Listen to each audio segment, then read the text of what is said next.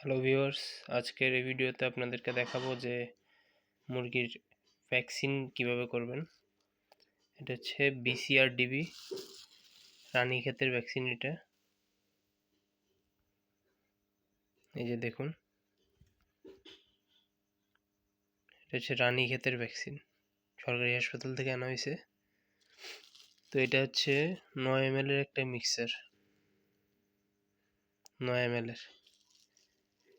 এইটার সাথে আমরা এটা মিক্স করব। তো এটা হচ্ছে 100 মুরগির জন্য। তো এই ছোট্ট করে এখানে এই জিনিসটা, লিকুইডটা, এটার সাথে এই মূল যে আপনার এখানে ট্যাবলেট দেখতে পাচ্ছেন একটা সবুজ কালার, এটা হচ্ছে মেডিসিনটা।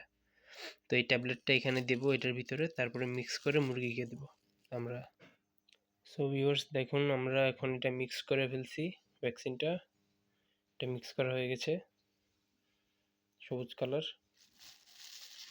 এই যে আমরা এখান থেকে এটা থেকে নিয়ে এটাতে দিয়ে দিছি। তো এবার দেখাবো আপনাদেরকে যে আমরা এটা দিয়ে ফার্মি মুরগিকে আসলে ভ্যাকসিন করব। খাঁচায় রাখা আছে, এগুলোকে আপনার দেখাবো।